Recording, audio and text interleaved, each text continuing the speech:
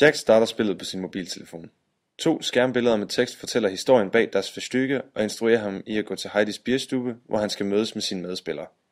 Mobiltelefonens GPS holder øje med, om spillerne er nået frem. Det samme sker i mellemtiden for Markus.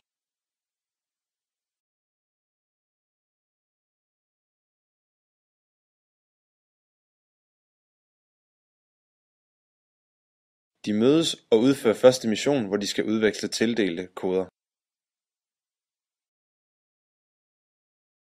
De skal nu udføre hver deres mission. Markus skal gå mod Mackis Pizza, Jack mod Mølleparken. GPS'en holder igen øje med, om spillerne er nået frem til hver deres mål.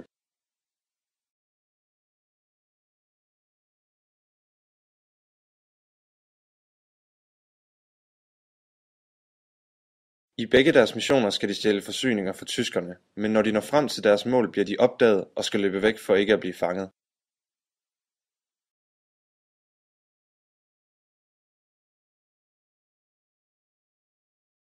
De var begge hurtige nok og får næste mission præsenteret.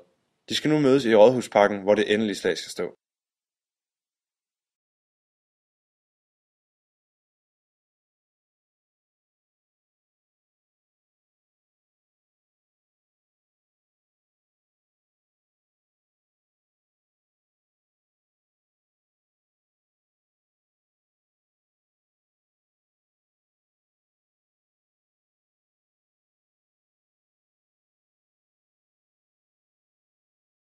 Her skal de smadre en fiktiv scene ved at bruge henholdsvis økse og sav.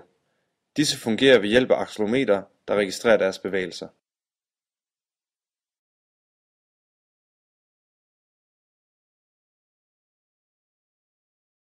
Scenen eksploderer, og opgaven er klaret. Spillet er gennemført, festugen er reddet, og Thomas Helmigs musik forkæler atter oceanernes øregange.